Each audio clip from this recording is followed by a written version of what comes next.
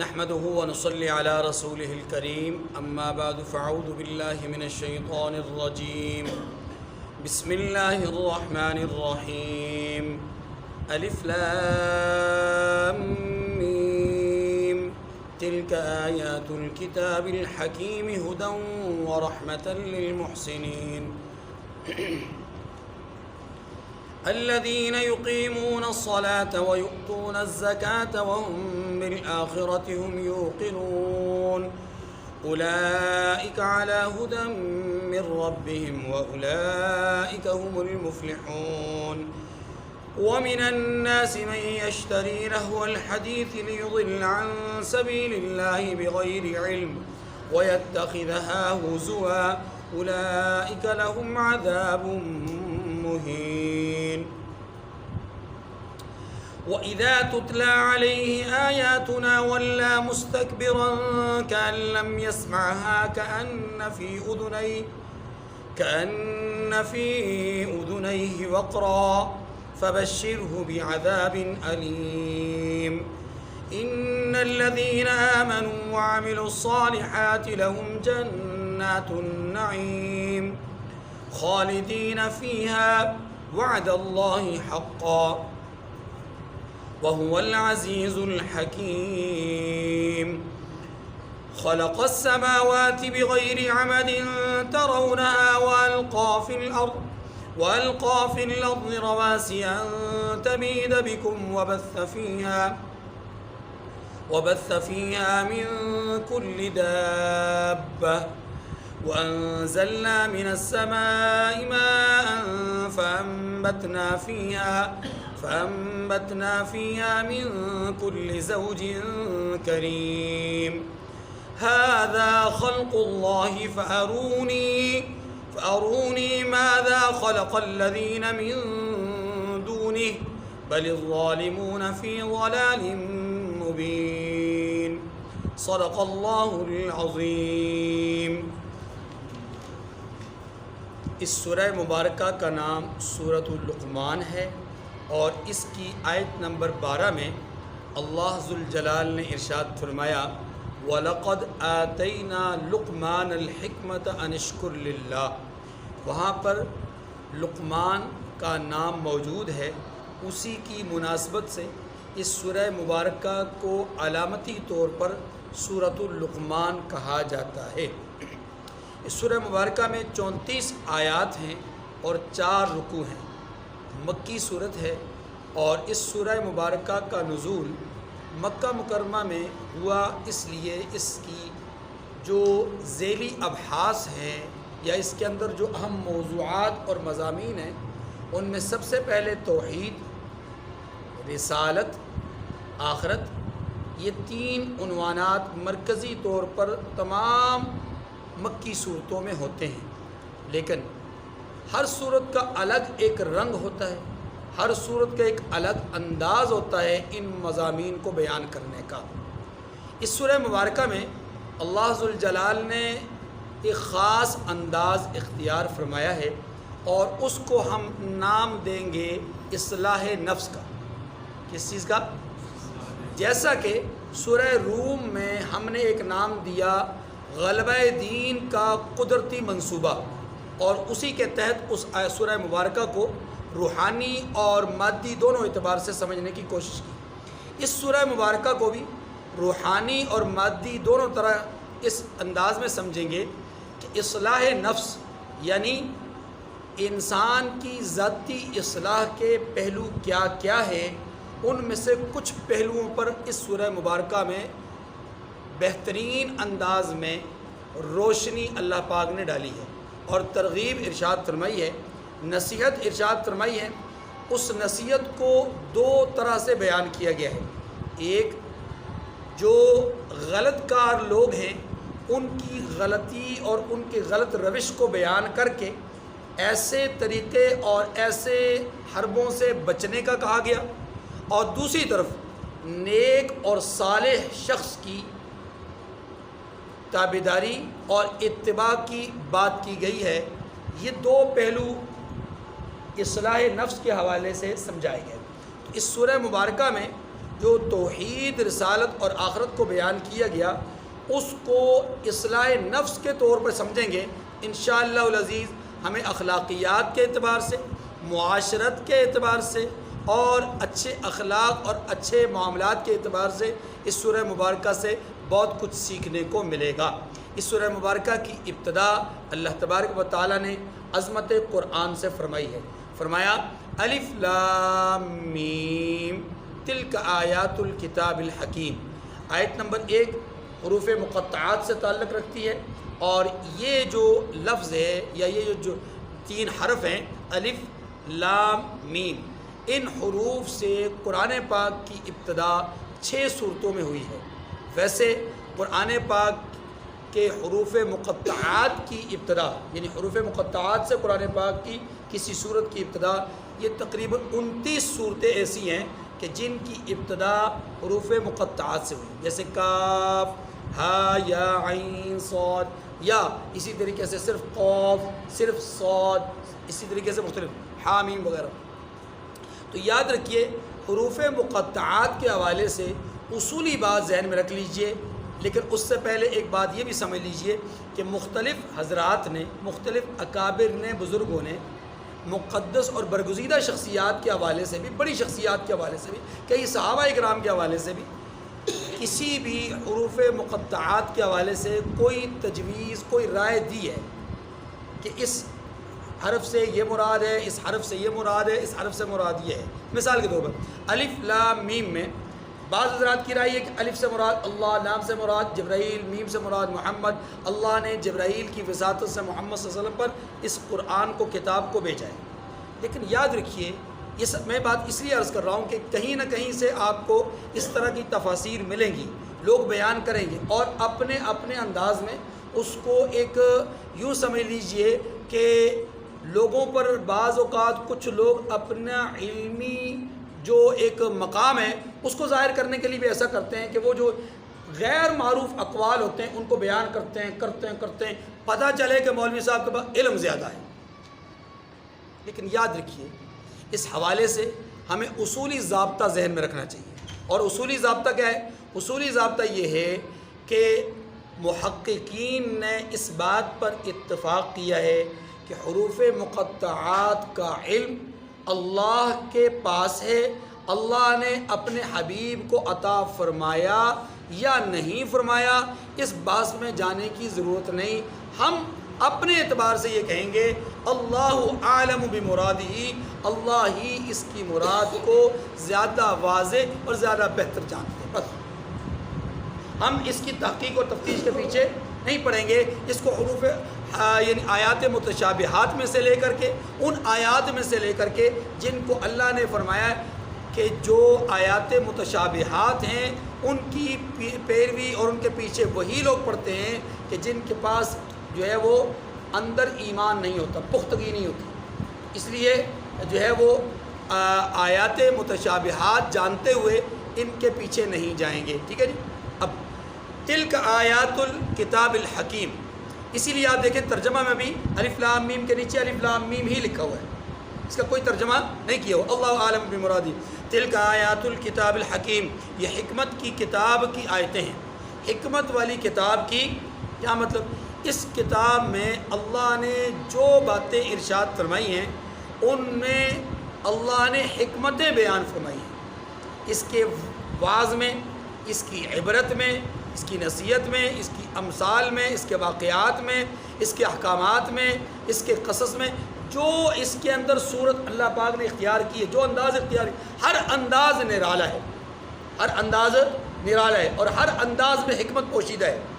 آیات کو ایک ہی عنوان کو سمجھانے کے لیے بار بار مکرر بیان کیا گیا، لیکن ہر دفعہ آیت الگ ہے، عنوان ایک ہی ہے، موضوع ایک ہی ہے، بات ایک ہی ہے، لیکن انداز الگ انداز بدل گیا، الفاظ بدل گئے اور آیات کا جو حجم ہے وہ بدل گیا ہے، آیات کا اجمال بدل گیا ہے، آیات کی تفصیل بدل گئی ہے، کہیں تفصیل ہے، کہیں آیات اجمال ہے، کہیں اپنا انتہائی اختصار ہے اور کہیں بہت زیادہ تشریح ہے، ایک ہی عنوان کو بیان کرنے کے لیے۔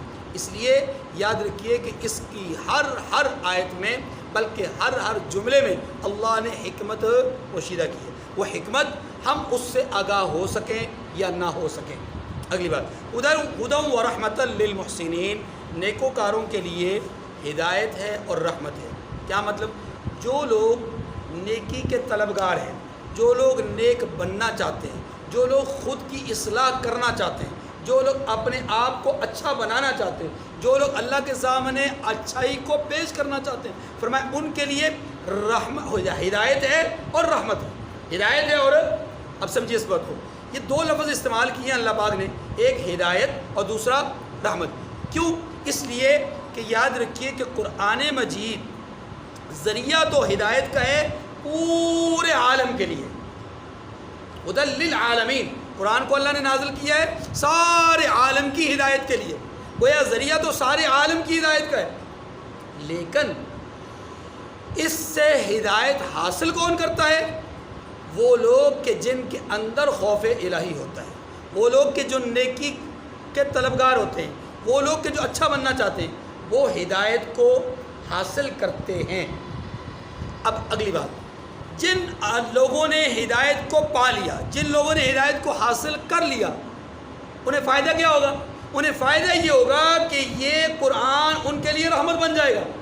جو ہدایت کو پائیں گے، ہدایت کو حاصل کریں گے، وہ اللہ کی رحمت کے مستحق ہو جائیں گے۔ نعمت میں اور رحمت میں فرق ہے، نعمت میں اور رحمت میں فرق ہے۔ نعمت جو ہے وہ کافر مومن سب کے لیے ہے، نعمت مومن کافر سب کے لیے ہے، جسم کی نعمت ہے، مال کی نعمت ہے، صحت کی نعمت ہے، قوت کی نعمت ہے، علم کی نعمت ہے، عقل کی نعمت ہے، دانش فہم، یہ ساری نعمتیں ہیں، اور یہ نعمتیں مومن کے پاس بھی ہیں، کافر کے پاس بھی ہیں۔ لیکن ایک ہے اللہ کی خاص رحمت، اور اللہ کی جو رحمت ہے وہ نازل ہوتی ہے اتباع متبع ہدایت پر، جو ہدایت کی پیروی کرنے والا ہوتا ہے اس کے لیے اللہ کی رحمت کا نزول ہوتا ہے، اللہ کی رحمت کا، اور اللہ کی رحمت کے نزول کا مستحق وہی آدمی ہوگا جو ہدایت کی پیروی کرے۔ اس لیے قرآن نے کہا ہے ہدی و رحمت للمحسنین، یہ کتاب نیکوکاروں کے لیے ہدایت ہے اور رحمت ہے، یعنی اس سے ہدایت وہ حاصل کرتے ہیں جس کے نتیجے میں اللہ کی رحمت کے وہ مستحق بنتے ہیں۔ اب نیکوکار ہیں کون؟ ان کے لیے اللہ نے چند صفات بیان فرمائی۔ الذین یقیمون الصلاۃ، نیکوکار وہ لوگ ہیں کہ نمبر ایک جو نماز کی پابندی کرتے ہیں، نماز قائم کرتے ہیں، یعنی نماز کا اہتمام کرتے ہیں، نماز کی پابندی کرتے ہیں۔ وہی تو اچھا، نماز کی پابندی، نماز ام العبادات ہے، اللہ کے سب سے زیادہ قریب کرنے والی عبادت ہے، مومن کی معراج ہے، حضور صلی اللہ علیہ وسلم کی آنکھوں کی ٹھنڈک ہے، قبر میں سب سے پہلے حساب اس کا ہونا ہے، آخرت میں سب سے پہلے حساب اس کا ہونا ہے۔ نماز اللہ کے بہت زیادہ قریب کرتی ہے، اللہ کی رحمت کا مستحق بناتی ہے، نماز خشوع و خضوع پیدا کرتی ہے، نماز روحانی طور پر ترقیوں کا سبب اور ذریعہ ہے، نماز مدار نجات ہے، نماز اللہ کی قربت کا ذریعہ ہے، رحمت الہی کے حصول کا ذریعہ ہے، نماز انسانوں کے گناہوں کی معافی کا ذریعہ ہے، نماز اللہ کی طرف سے بخشش کے پروانے حاصل کرنے کا ذریعہ ہے۔ تو نماز تو اللہ کی طرف سے بہت بڑا خزینہ ہے جو ایک مومن کو اللہ تبارک و تعالیٰ نے بطور تحفہ رسول اللہ صلی اللہ علیہ وسلم کی وساطت سے معراج کے سفر میں عطا فرمایا۔ الذین یقیمون الصلاۃ، نیکوکار وہ ہیں جو نماز کا اہتمام کرتے ہیں، نماز کو قائم کرتے ہیں، نماز کی پابندی کرتے ہیں۔ دوسری بات وَيُؤْتُونَ الزَّكَاةَ، اور زکوٰۃ دیتے ہیں۔ پہلی صفت نماز پڑھتے ہیں، دوسری صفت زکوٰۃ ادا کرتے ہیں۔ اب یہ سمجھیے یہ سورت مکی ہے، یہ سورت مکی ہے، اور زکوٰۃ کے احکامات نازل ہوئے مدینہ میں۔ سوال یہ ہے کہ مکی صورت میں زکوٰۃ کا حکم کیسے آ گیا، یا زکوٰۃ کی بات کیسے آ گئی جبکہ زکوٰۃ کا حکم تو آیا ہے مدینہ میں؟ اس کا جواب سمجھیے۔ دیکھیے زکوٰۃ کے متعلق اللہ پاک نے جو فیصلہ فرمایا وہ دو طرح کا ہے، ایک ہے مطلقاً زکوٰۃ کی ادائیگی کا حکم دینا، اور ایک ہے زکوٰۃ کے نصاب کو مقرر کرنا۔ زکوٰۃ کی ادائیگی کی بات مکہ میں ہو چکی تھی، حتیٰ کہ حتیٰ کہ زکوٰۃ کی ادائیگی کی بات تو سورہ مزمل میں بھی موجود ہے، جو رسول اللہ صلی اللہ علیہ وسلم کی بعثت کے دوسرے سال یا تیسرے سال نازل ہوئی، تو وہاں پر بھی زکوٰۃ کی بات موجود ہے آخری آیت کریمہ میں۔ معلوم یہ ہوا کہ زکوٰۃ ادا کرنے کی بات مکہ مکرمہ میں ہو چکی تھی، البتہ اس کا نصاب کیا ہے، سونے پر زکوٰۃ کتنی ہوگی، نقدی پر زکوٰۃ کتنی ہوگی، اونٹوں پر زکوٰۃ کتنی ہوگی، کتنی بھینسوں پر زکوٰۃ ہوگی، کتنی بکریوں پر زکوٰۃ ہوگی، کتنی گائے پر زکوٰۃ ہوگی، یہ سارا ایک نصاب ہے، ایک پورا شیڈیول ہے، پورا ایک چارٹر ہے، اور یہ سارا کا سارا نصاب جو ہے اللہ تبارک و تعالیٰ نے مدینہ منورہ میں نازل فرمایا۔ تو گویا یوں کہہ لیجئے اجمال مکہ میں نازل ہوا اور تفصیل مدینہ منورہ میں نازل ہوا۔ اب جب یہ بات سمجھ میں آ گئی تو یہاں گویا کہ یوں کہا جا رہا ہے کہ وہ جو زکوٰۃ مال میں سے کچھ مال اللہ کی راہ میں دینے کی بات ہے، وہ تم اس عمل کو کرتے رہو، اللہ کی راہ میں مال خرچ جو تمہارا من چاہتا ہے، جو تم کر سکتے ہو وہ کرو، یہ ابتدائی طور پہ حکم۔ بعض حضرات، اب ایک بات ختم ہو گئی، بعض حضرات نے یہ لیا ہے کہ نہیں، یؤتون الزکوٰۃ سے مراد مطلقاً مال خرچ کرنے کی بات ہے۔ یہ لفظ زکوٰۃ یہاں پر مجازی طور پر استعمال کیا گیا، حقیقتاً زکوٰۃ مراد نہیں ہے جو مال میں سے مخصوص ایک فگر ادا کیا جاتا ہے، نہیں، بلکہ یہاں پر مطلقاً اپنے مال کو اللہ کی راہ میں پیش کرنا نفلی طور پر، وہ زکوٰۃ سے اس کو تعبیر کیا گیا کہ گویا اللہ کی راہ میں خرچ کرتے رہو۔ اور اگر آپ غور کریں تو جو صاحب حیثیت لوگ تھے انہوں نے مکہ مکرمہ میں بھی اللہ کی راہ میں مال خرچ کیا ہے۔ آپ جناب سیدنا صدیق اکبر رضی اللہ تعالیٰ عنہ ابن ابی قحافہ حضرت ابوبکر صدیق رضی اللہ تعالیٰ عنہ کے حوالے سے آپ جانتے ہیں، آپ نے پڑھ رکھا ہے کہ انہوں نے ایک نہیں، دو نہیں، تین نہیں، 1 درجن سے زائد غلاموں کو خرید کر آزاد کیا۔ تو یہ کس کے لیے کیا؟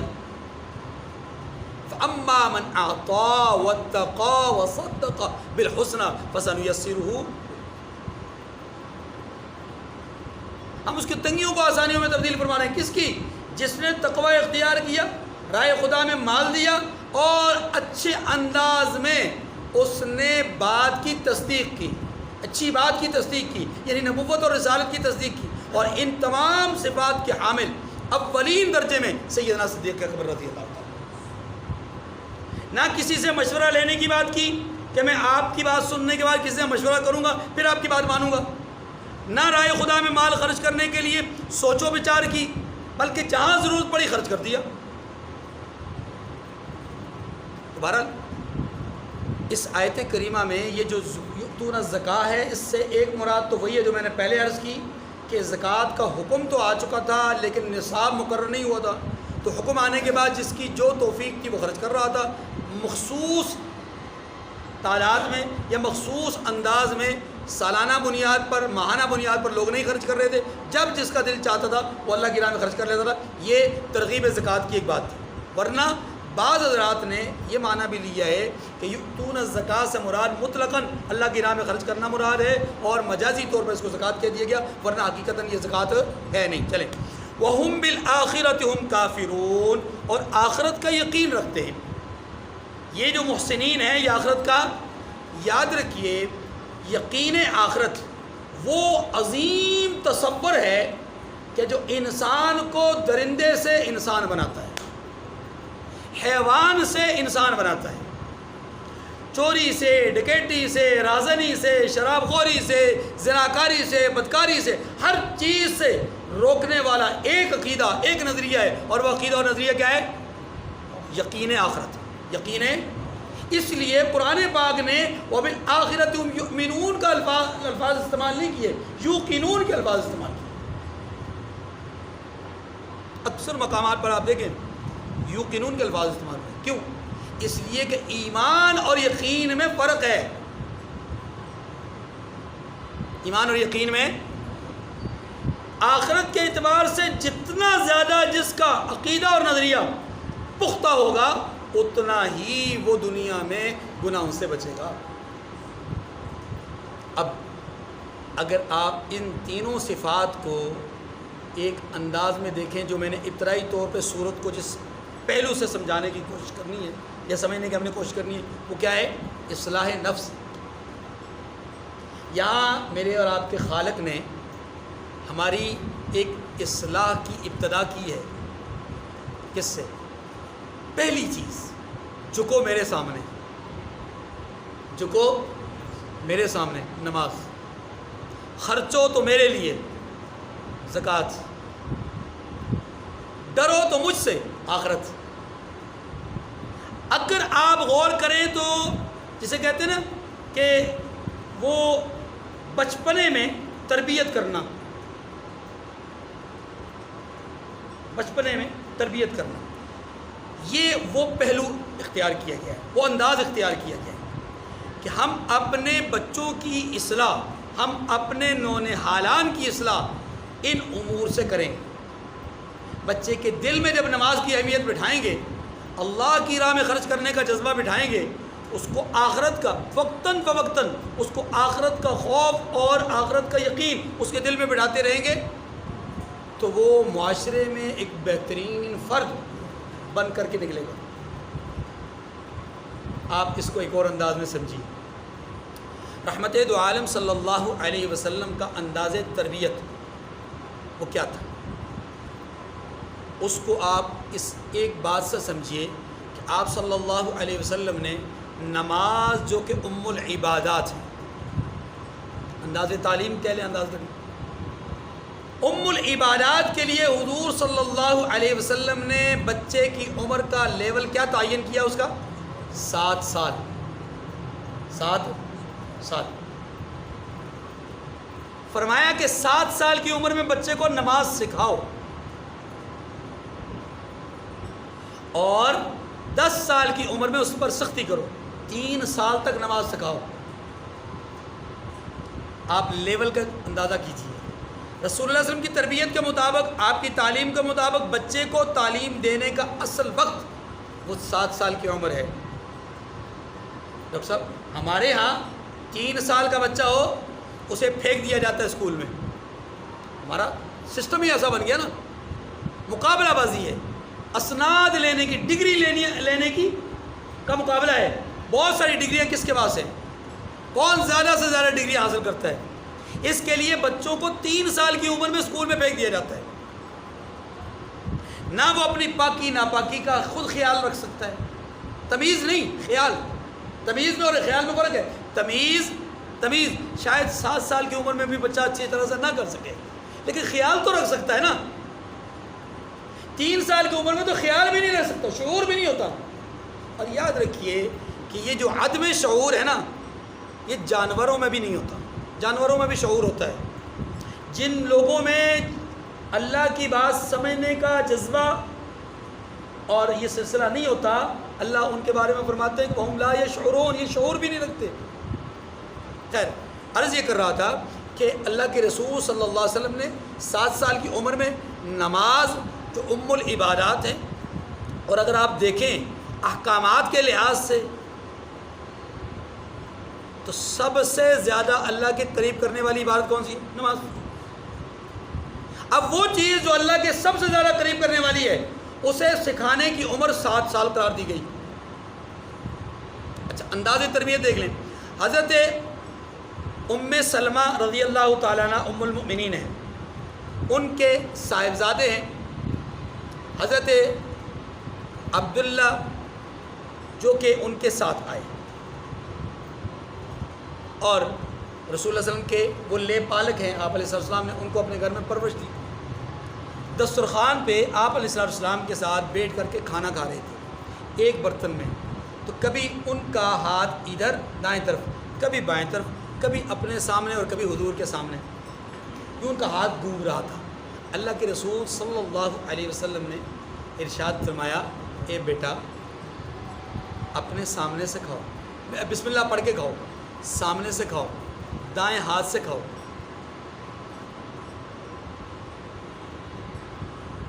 بسم اللہ پڑھو، سامنے سے، دائیں ہاتھ سے کھاؤ۔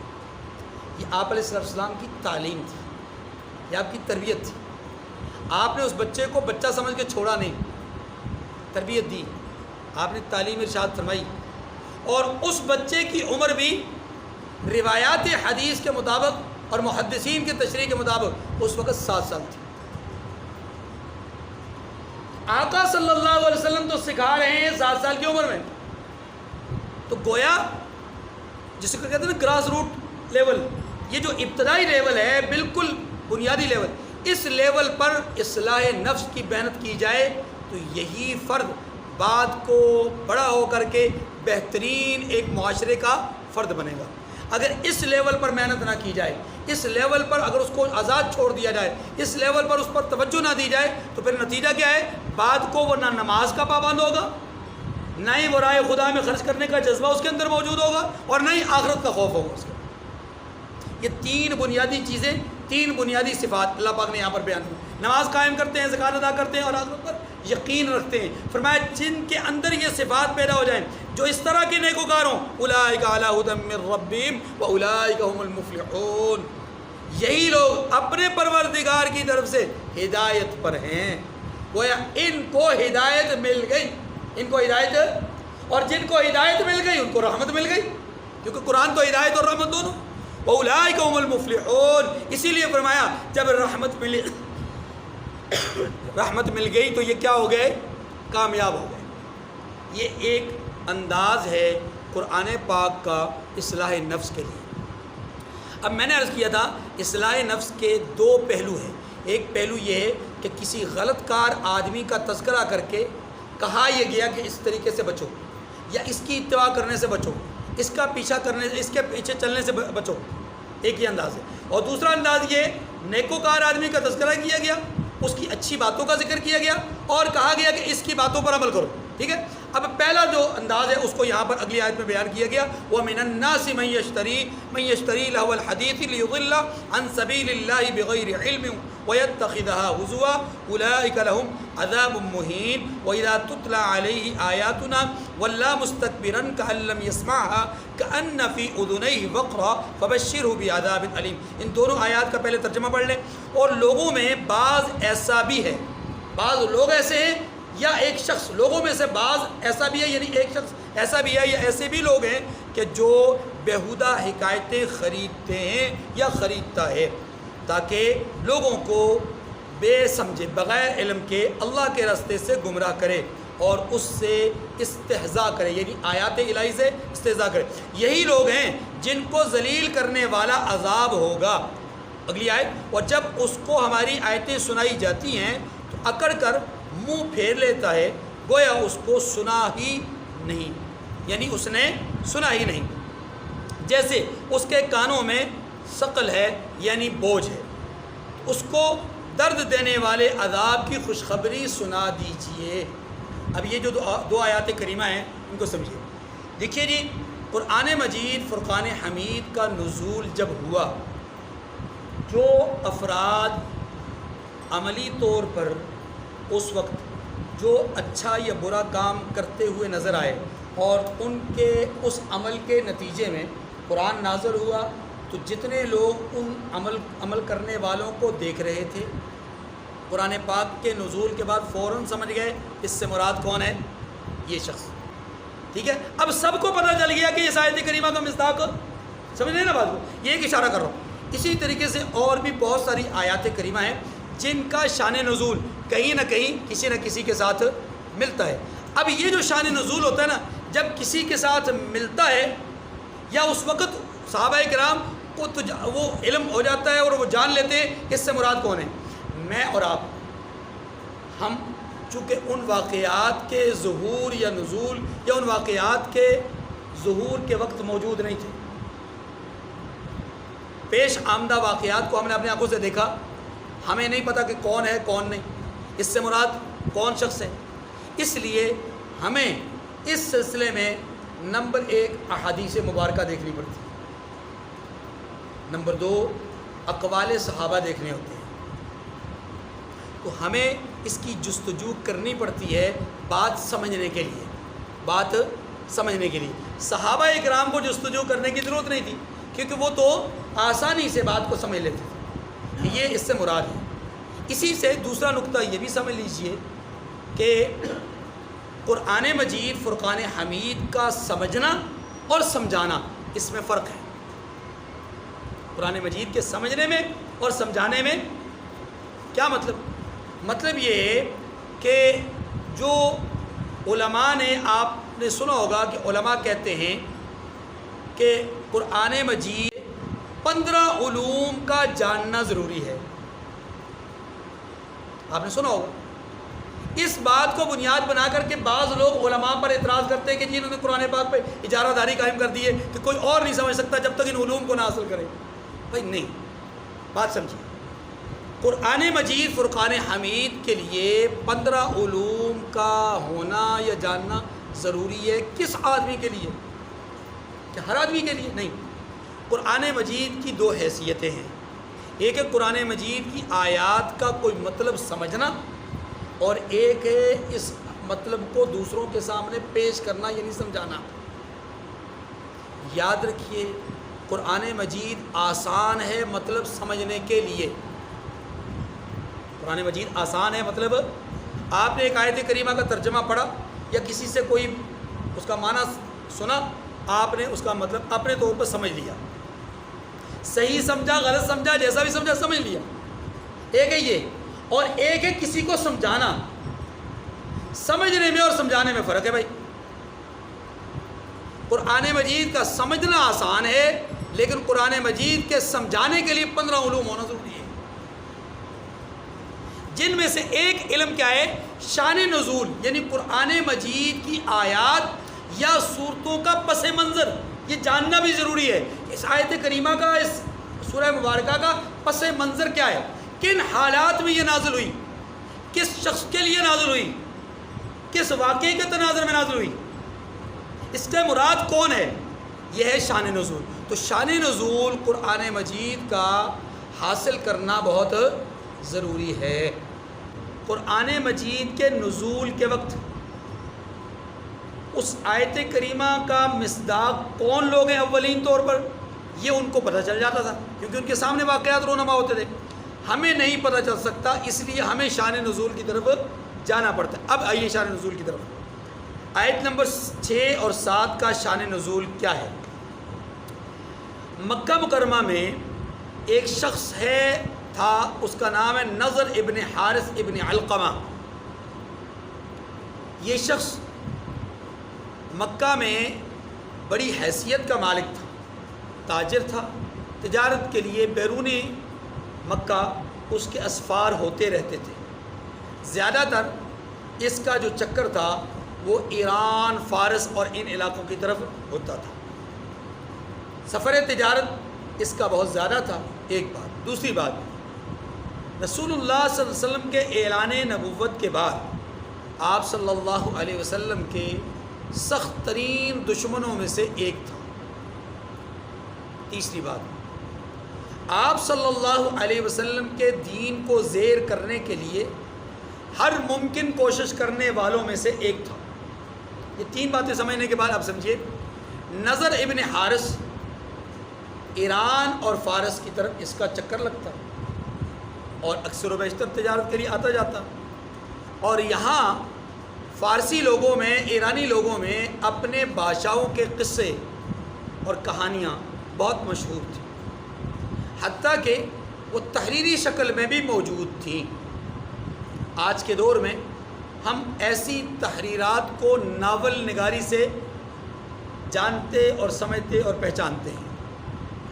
گویا اس زمانے کے ناولز جو ایرانیوں کے بادشاہوں اور اس زمانے کے عاشقین اور اس زمانے کے بہادر یا اس زمانے کے شعراء، ان سے متعلق جو کہانیاں تھیں اس کے ناولز بنے ہوتے ہیں، لکھے ہوتے ہیں۔ یہ شخص رستم، اسفندیار، فرہاد وغیرہ ان لوگوں کے قصے خرید کر کے ساتھ لے گیا مکہ مکرمہ۔ چونکہ فارسی جانتا تھا، اس زبان پر عبور تھا، آتا جاتا رہتا تھا، یہ کتابیں فارسی میں لکھی ہوئی تھیں۔ اب یہ ان کتابوں کو لے کر کے مکہ مکرمہ گیا اور اس نے جا کر لوگوں میں ایک منادی کی، لوگوں میں ایک دعوتی پیغام بھیجا کہ دیکھو محمد صلی اللہ علیہ وسلم، درود میں پڑھ رہا ہوں، اس نے نہیں، محمد بن عبداللہ قوم عاد، قوم ثمود اور پچھلی قوموں کے اپنا واقعات اور قصے آپ کو سناتے ہیں۔ کیا ہے اس میں؟ ان کو مصیبتیں کیسی آئیں، ان کو پریشانیاں کیسے آئیں، گویا محمد صلی اللہ علیہ وسلم ایسے واقعات سنا رہے ہیں جن واقعات کے ذریعے سے وہ لوگوں کو ڈرا رہے ہیں۔ پھر ترغیب کے طور پر وہ کہتے ہیں نماز پڑھو، یہ کرو، یہ کرو، یہ کرو۔ اس طرح کے احکامات کا ہمیں ظاہری طور پہ کیا فائدہ؟ نمازیں پڑھنے سے ہمیں کیا فائدہ ملے گا؟ گویا محمد صلی اللہ علیہ وسلم جن واقعات کو بیان کرتے ہیں ان واقعات کے ذریعے سے لوگوں میں ایک خوف پیدا کر رہے ہیں، اور جو باتیں بتاتے ہیں ان باتوں کا فائدہ کوئی نہیں ہے۔ آؤ میں تمہیں قصے سناتا ہوں جس میں لذت بھی ہے، جس میں چاشنی بھی ہے، جس میں لطف بھی ہے، سرور بھی ہے۔ ایک تو اس نے یہ پیغام بھیجا، اور پھر جب لوگ جمع ہو گئے اور لوگ اس کے پاس آئے، ظاہر ہے ایک صاحب حیثیت آدمی تھا، ابھی اس نے قصے سنانا شروع کر دیے، لیکن صرف قصوں پر اکتفا نہیں کیا۔ اس زمانے کے اعتبار سے شباب اور کباب کی محفل بھی اس نے لگائی۔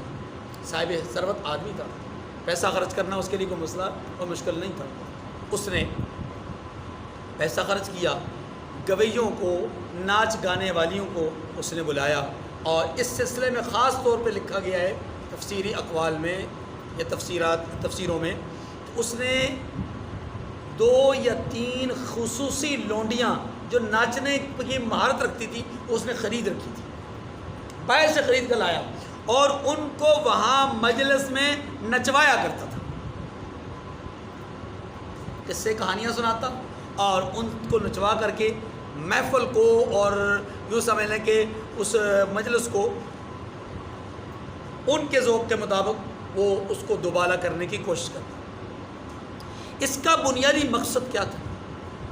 اس تحریک کا بنیادی مقصد یہ تھا کہ لوگ محمد صلی اللہ علیہ وسلم کے پاس بیٹھ کر یا ان کی تلاوت شدہ جو آیات ہیں ان کو سن کر کہیں گمراہ نہ ہو جائیں، اپنے آباء و اجداد کے دین کو چھوڑنا دیں، بس یہ اس کا تصور تھا۔ اور اس تصور کے لیے اس نے یہ تحریک شروع کی، اس پر پیسہ خرچ کیا اور لوگوں کو دعوت دی اور لوگوں کو فورس کیا، اور لوگ اس کے ارد گرد حلقہ بگوش ہونے لگے۔ اب قرآن پاک نے اسی پس منظر کو رکھتے ہوئے، اسی بات کو مد نظر رکھتے ہوئے اس آیت کریمہ میں اس آدمی کی حالت کو بیان کیا۔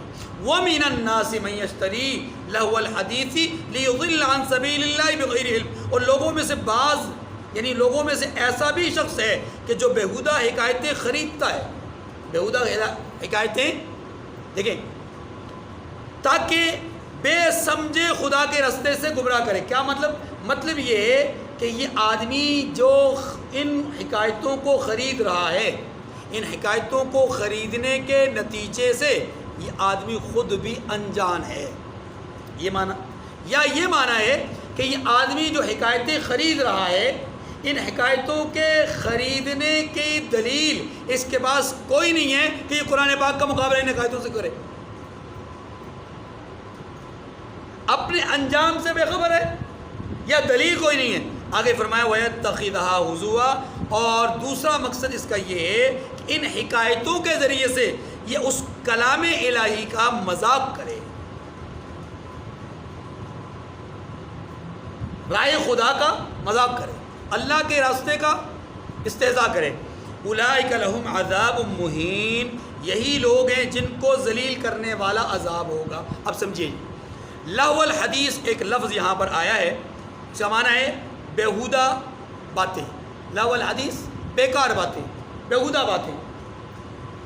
یاد رکھیے یہ شان نزول پس منظر ایک شخص کے متعلق، لیکن قرآن پاک کا اسلوب قطعاً یہ نہیں ہے کہ یہ ایک شخص کے متعلق ہے تو بات وہیں ختم ہو گئی، ایسا بالکل نہیں ہے۔ قرآن مجید کا اسلوب یہ ہے ایک آدمی کو مد نظر رکھ کر کے اگر قرآن کوئی بات کرتا ہے تو اصولی بات ہوتی ہے۔ کیا مطلب ہوا؟ ہر وہ شخص جو ایسا کام کرے گا وہ نظر ابن حارث ہی ہوگا، کہنے کو یہ ایک نضر ابن حارث ہے، لیکن جس نے بھی یہ حرکت کی اس کے اوپر یہ آیت کریمہ بالکل اسی طرح صادق آئے گی جیسے نضر ابن حارث پر آئی۔ اب لغو الحدیث کیا ہے؟ لغو الحدیث سے مراد چند باتیں اچھی طرح ذہن نشین فرما لیجیے۔ نمبر 1، ایسا کوئی بھی مشغلہ، ایسا کوئی بھی کام، تحریر ہو، تقریر ہو یا فعل ہو، عمل ہو، یاد رکھیے ایسی کوئی بھی چیز جس کے کرنے سے مقصود اللہ کی رسی کو یعنی قرآن کو کمزور کرنا مقصود ہو، اللہ کے دین کی مخالفت مقصود ہو، اللہ کے دین کے راستے میں رکاوٹ ڈالنا مقصود ہو، ایسا کوئی بھی کام، کوئی بھی تحریر وہ کفر ہے۔ یہ پہلی صورت ہے۔ پہلی صورت کیا ہے؟ کوئی بھی ایسا کام، کوئی بھی ایسی تحریر، کوئی بھی ایسی چیز جس سے مقصود یہ ہو کہ میں قرآن کے راستے میں رکاوٹ بنوں، دین کے راستے میں رکاوٹ بنوں، کسی ایک حکم الہی میں رکاوٹ بنوں، یاد رکھیے یہ کفر ہے۔ یہ کیا ہے؟ نمبر 2، کوئی آدمی ایسا کام کرتا ہے کہ جو ہوتا تو غلط ہے، ہوتا تو گناہ کا ہے، لیکن اس کا مقصود دین کی راہ میں رکاوٹ نہیں ہے، غلطی کر رہا ہے، گناہ کر رہا ہے، تو یہ کفر نہیں ہے، یہ حرام ہے۔ کفر نہیں ہے بلکہ کیا ہے؟ حرام ہے۔ نمبر 3، ایسا کام کہ جس کام کا بظاہر کوئی فائدہ نہیں ہے، کوئی فائدہ نہیں ہے، البتہ اس کا دینی نقصان ہے، فائدہ نہیں ہے لیکن دینی نقصان ہے۔ اور دینی نقصان کیا ہے؟ اس کام میں مشغولیت کے نتیجے میں نماز چھوٹ رہی ہے، والدین کا ادب اور احترام چھوٹ رہا ہے، شاعر اللہ کی بے احترامی ہو رہی ہے، یا اس طرح کا کوئی بھی عمل ہو رہا ہے جس سے گناہ لازم آ رہا ہے، ایسا کام جس سے گناہ لازم آ رہا ہے، اس کام کے کرنے والا گناہ گار ہوگا، اس کام کے کرنے والا۔ اسی میں آپ سمجھ لیجئے بہت سارے کھیل ہیں جن کو لوگ کھیلتے ہیں، چاہے وہ تاش ہو، چاہے وہ شطرنج ہو، چاہے وہ لوڈو ہو، چاہے وہ سائیکلنگ ہو، چاہے کوئی بھی کھیل ہو، ہاں جی، کرکٹ ہو، فٹ بال ہو۔ یاد رکھیے اگر کوئی ایسا کھیل کھیلا جا رہا ہے جس کھیل کا ذاتی طور پر فائدہ نہیں ہے، جسمانی طور پر فائدہ نہیں ہے، عقلی طور پر فائدہ نہیں ہے، دماغ اور ذہن نہیں اس میں بڑھ رہا، فائدہ نہیں ہے، اور نمبر 2 اس کھیل سے مقصود جوا ہو، جیسے کو کہتے ہیں کہ کوئی پیسہ وغیرہ اس پر لگایا گیا ہو، اگر پیسہ بھی لگایا گیا فائدہ بھی نہیں ہے تو یاد رکھیے کہ یہ عمل کرنا حرام ہے قرآن مجید کی روشنی میں، کیونکہ یہ جوئے کے قسم میں ہے، اور جوا شریعت کے مطابق کیا ہے؟ قطعاً حرام ہے۔ دوسری صورت، پیسہ نہیں لگایا گیا، پیسہ نہیں لگایا گیا ایسے کام پر، ایسے کھیل پر، لیکن اس کا ایک دینی نقصان یہ ہے کہ اس میں مشغول ہو کر کے نماز وغیرہ چھوٹ رہی ہے، تو یہ صرف گناہ ہے، یعنی صرف حرام کے درجے میں، گناہ کے درجے میں، اس کو حرام قطعی یا نص کے مطابق اس کو حرام نہیں کہیں گے، البتہ یہ حرام کے درجے میں اس لحاظ سے جائے گا کہ یہ گناہ کے زمرے میں آتا ہے، گناہ ہے۔ اب اگر فائدہ بھی ہے اور اس سے گناہ بھی نہیں کر رہا، فائدہ بھی ہے کھیل سے اور گناہ بھی نہیں کر رہا اور پیسہ بھی نہیں لگایا ہوا، تینوں کام نہیں ہیں، تو پھر ایسا کھیل کھیلنا جائز ہے۔ ایسا کھیل کھیلنا، مثال کے طور پر کوئی آدمی فٹ بال کھیلتا ہے، کوئی آدمی کرکٹ کھیلتا ہے، کوئی آدمی کوئی اور کھیل کھیلتا ہے، گھوڑ دوڑ کھیلتا ہے، تیر اندازی کا کھیل کھیل رہا ہے، ہاں جی، یا اسی طریقے سے سائیکل دوڑانے کا کھیل کھیل رہا ہے، لیکن اس میں پیسہ نہیں لگایا ہوا۔ نمبر 2، اس کی وجہ سے نماز وغیرہ میں سستی نہیں کر رہا، اور فائدہ بھی اس کا ہے کہ جسمانی طور پر سائیکل چلانے سے فٹنس بحال رہتی ہے، فٹ بال کھیل رہا ہے تو فٹنس بحال رہتی ہے وغیرہ۔ تو یاد رکھیے جس کھیل میں پیسہ نہ لگایا گیا ہو، جس کھیل کو کھیلنے کے نتیجے میں گناہ لازم نہ آتا ہو، ایسا کھیل کھیلنا شریعت میں مباح ہے، جائز ہے، کھیلا جا سکتا ہے۔ البتہ آخری صورت یہ کہ وہ کھیل جس کو کھیلا اس نیت سے جا رہا ہے کہ میں چستی حاصل کروں اور چستی حاصل کر کے میں دین کے کاموں میں تھوڑا چست ہو جاؤں، اگر اس نیت سے کھیلا جا رہا ہے، پیسہ بھی نہیں لگایا گیا اور گناہ بھی نہیں کما رہا، یعنی نماز وغیرہ کو بھی ضائع نہیں کر رہا، اور الٹا نیت بھی یہ ہے کہ اس سے میرا مقصود کیا ہے، اپنے جسم کو چست کرنا تاکہ میں عبادات میں معاملات میں چست ہو کر کے کام کر سکوں، یاد رکھیے پھر ایسا کھیل اس کے لیے ثواب بن جائے۔ مثال کے طور پر اب اس کو مثال سمجھیں، طلباء ہیں، دینی طلباء ہیں، وہ دین کا علم حاصل کر رہے ہیں اور مسلسل پڑھتے پڑھتے پڑھتے ذہنی طور پہ تھکاوٹ کا شکار ہو گئے۔ اب وہ چاہتے ہیں کہ ہم کچھ ذہنی طور پہ سکون حاصل کریں، جسمانی طور پہ اپنے آپ کو سستی دور کر کے چستی پیدا کرنے کی کوشش کریں۔ اس کے لیے وہ قریب ترین کسی جگہ میں فٹ بال لے کر کے جاتے ہیں اور اس لیے کھیل لیتے ہیں کہ چلے آدھا گھنٹہ پونا گھنٹہ کھیل لیں تاکہ کھیل کر کے پھر دوبارہ آئیں تو پوری طرح سے دوبارہ وضو کر کے اور مستعد ہو کر کے ہم دینی کاموں کو کر سکیں یا اپنا علم حاصل کر سکیں۔ تو یقیناً ان کا یہ کھیل بھی ان کے لیے ثواب کا درجہ بنے، کیونکہ کھیلنے کا مقصود جسمانی فٹنس ہے۔ اور یاد رکھیے جسم کو مستعد رکھنا یہ رسول اللہ صلی اللہ علیہ وسلم کی سنت ہے۔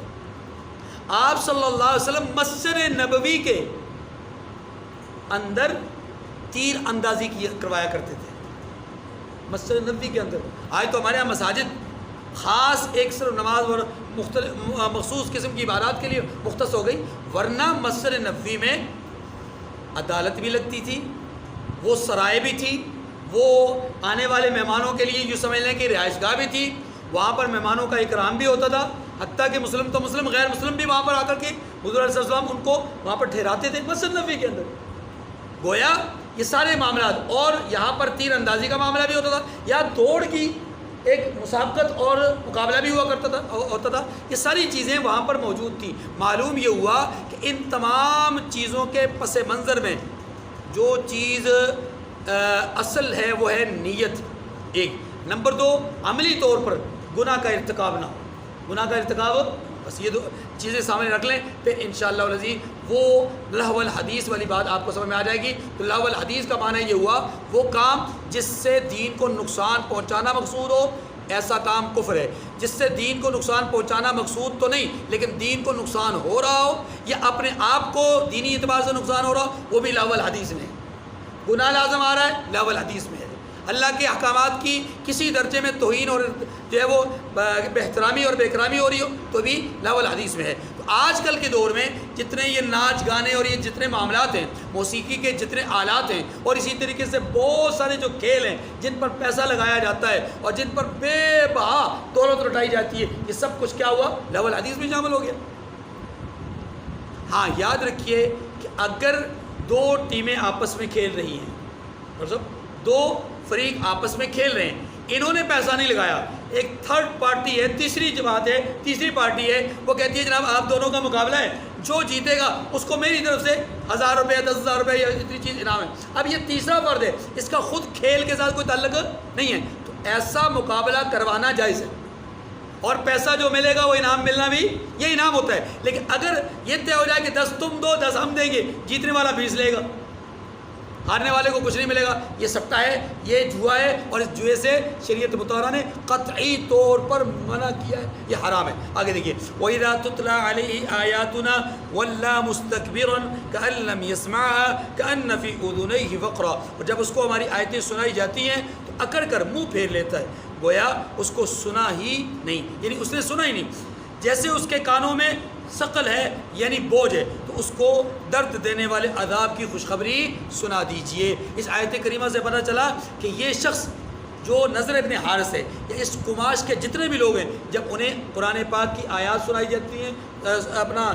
جاتی ہیں تو وہ قرآن پاک کی آیات کو اس کان سے سن کر کے اس کان سے نکال دیتے، اس پر توجہ نہیں دیتے، کہ لم یسمع، گویا ان کی حالت ایسی ہے گویا سنا ہی نہیں ہے، اور کان فی اذنیہ وقرا، گویا نہ سننا تو الگ پہلو ہے، نہ سننے کے ساتھ ساتھ گویا ان کے کانوں پر بوجھ ہے، یعنی وہ سن ہی نہیں سکتے، جیسا کہ قرآن پاک نے خود بیان کیا ہے، آگے آئے گا سورہ حامیم سجدہ میں بیان ہوا کہ کافر کہا کرتے تھے فی آذاننا وقر ومن بیننا وبینک حجاب، ہمارے کانوں میں پردے ہیں، ہم آپ کی بات نہیں سنتے، رسول کو کہا کرتے تھے صلی اللہ علیہ وسلم، اور ہمارے اور آپ کے درمیان ایک حجاب ہے، ایک پردہ ہے، اس پردے کو ہم ہٹانا نہیں چاہتے۔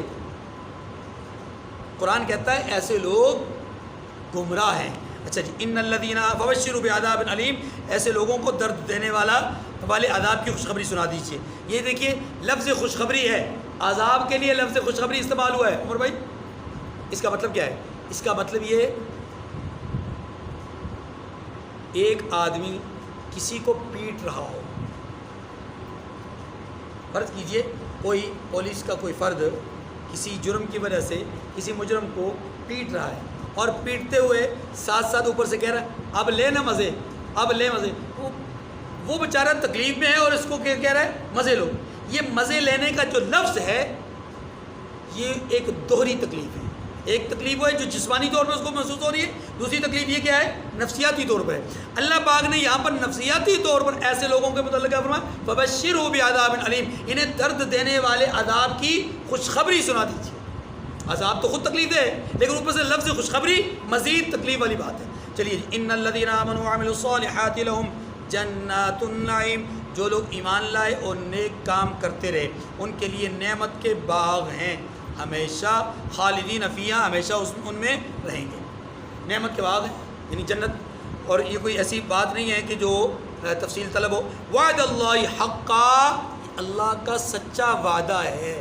وهو العزیز الحکیم، اور وہ غالب حکمت والا ہے. تو اللہ تبارک و تعالی نے ان آیات کریمہ میں اصلاح نفس کے پہلو سے یہ بات سمجھائی ہے کہ محسنین کے لیے قرآن ہدایت اور رحمت ہے. محسنین کون؟ جو نماز قائم کریں، زکوٰۃ ادا کریں، آخرت پر یقین رکھیں. محسنین کون؟ جو آگے واقعہ بیان کیا اس کے مد مقابل کھڑے ہوں، یعنی جو قرآن کی مخالفت کرنے والا ہے یہ قرآن کی حمایت کرنے والے ہوں، وہ قرآن کی دشمنی کرنے والا ہے تو یہ قرآن کی محبت کرنے والے ہوں، وہ قرآن کے اگینسٹ کھڑے ہونے والا ہے اور یہ قرآن کو تھامنے والا ہے. تو فرمایا کہ یہ کون ہے؟ محسنین. ایسے لوگ جو ایمان لائے، نیک اعمال کیے، ان کے لیے جنات ہیں اور اللہ کا وعدہ ہے. خلق السماوات والارض بالحق، اس آیت میں یعنی آیت نمبر 10 اور 11 میں اللہ تبارک و تعالیٰ نے اپنی قدرت کے مظاہر بیان فرمائے، اور یہ بات سمجھانے کے لیے کہ ہم تمہاری جو اصلاح کی بات کر رہے ہیں نا، یہ ایسے نہیں کہ نہ کچھ دیا نہ کچھ سمجھایا، یعنی نہ کوئی نعمت دی نہ کچھ کیا اور خواہ مخواہ سمجھانے آ گئے، نہیں، بلکہ ہم تمہیں سمجھا رہے ہیں تمہیں سب کچھ دینے کے بعد، سب کچھ عطا کرنے کے بعد، عطا کرنے والے بھی ہم ہی ہیں لہذا سمجھائیں گے بھی ہم ہی. ھذا خلق اللہ خلق السماوات بغیر عمد ترونها والقى في الارض رواسي ان تميد بكم وبث فيها من كل دابة. فرمایا اسی نے آسمانوں کو ستونوں کے بغیر پیدا کیا، لہذا سمجھانے کا حق اسی کو ہے. والقى في الارض رواسي، اور زمین پر پہاڑ رکھ دیے، ان تمید بكم، تاکہ تم کو ہلا نہ دے، یعنی زمین تمہیں ہلائے نہ، ڈول نہ کھائے. ہاں جی، بغیر عمد. تو اچھا یہ جو زمین ہے نا، زمین، اس زمین آپ جانتے ہیں یہ پوری چپڑی نہیں ہے، بلکہ اس میں کئی جگہیں ایسی ہیں کہ جو گڑھے نما ہے، گڑھا ہے، ٹھیک ہے، اور کئی جگہ ایسی ہیں جو عام جو سطح ہے اس سے اٹھی ہوئی ہے، جیسے پہاڑ وغیرہ. اب آپ جانتے ہیں کہ اگر کوئی ایسی چیز ہو کہ جس کا ایک باقاعدہ حجم ہو اور اس حجم میں کہیں نہ کہیں کچھ نہ کچھ ایک جگہ سے بیلنس کم ہو، دوسری جگہ سے تھوڑا زیادہ ہو، تیسری جگہ پہ ہموار ہو، تو یہ جو چیز ہوگی اگر اس کو کسی شے پر یوں کر کے کھڑا کیا جائے اس کا بیلنس برقرار نہیں رہے گا.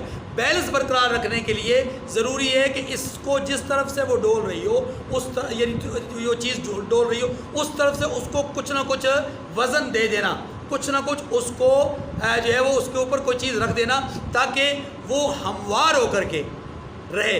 اب وہ دیکھنے میں تو کہیں سے چپڑی ہے، کہیں سے وہ کھڈے والی ہے، کہیں سے وہ مرتفع ہے، لیکن اس کو مختلف جگہوں سے مختلف وزن دے کر کے اس کو ہموار کر دیا گیا. اب یہ جو ہموار کیا گیا اسی کو یہاں پر بیان کیا جا رہا ہے کہ زمین اپنی ساخت اور اپنی بناوٹ کے اعتبار سے ویسی ہے نہیں جیسی نظر آ رہی ہے کہ بالکل سیدھی. اب اس میں اختلاف ہے کہ یہ ساکن ہے یا متحرک ہے. قدیم زمانے سے اس پہ بحث و مباحثہ چلتا آ رہا ہے. سائنٹسٹ اس پہ کچھ کہتے ہیں، پرانے زمانے کے سائنسدان کچھ کہہ رہے تھے، اب جدید دور کے کچھ اور کہہ رہے ہیں۔ جو علم فلکیات اور علم ارضیات کے ماہرین ہیں ان کا اس حوالے سے پہلے موقف کچھ اور تھا، آج موقف کچھ اور ہے۔ جو علوم دینیہ پر دسترس رکھنے والے ہیں، قرآنی علوم کو اور قرآن کے مفاہیم کو جانتے ہیں، سمجھتے ہیں، ان کا موقف کچھ اور ہے۔ یہ اختلاف اپنی جگہ پر، ہمارا موضوع بحث نہیں ہے۔ ہم صرف یہ سمجھ سکتے ہیں، ہمیں سمجھنا چاہیے جو قرآن پاک کے اس لفظ کے تناظر میں ہے، اور وہ یہ کہ یہ زمین جسے اللہ نے انسانوں کے لیے بنایا ہے، اس زمین کو اللہ نے نعمت کیسے بنا دیا کہ یہ زمین ہمارے لیے کارآمد ہے، ہم اس میں چیزیں بنا سکتے ہیں، ہم اس کے ڈولنے سے اللہ نے ہمیں بچایا ہے، تو ہم اس کو اپنے لیے فائدہ مند بنا۔ اب یہ متحرک ہے، اگر یہ گھوم رہی ہے تو اس کے ساتھ ساری چیزیں بھی گھوم رہی ہیں۔ اگر یہ ساکن ہے تب بھی کوئی اعتراض والی بات نہیں ہے، ٹھیک ہے، اللہ کی نعمت ہے، متحرک ہے یا ساکن۔ آگے چلیے، وَأَلْقَىٰ فِي الْأَرْضِ رَوَاسِيَ أَن تَمِيدَ بِكُمْ وَبَثَّ فِيهَا مِن كُلِّ دَابَّةٍ۔ تیسری بات ارشاد فرمائی، اور اس میں ہر طرح کے جانور پھیلا دیے۔ کس میں؟ زمین میں۔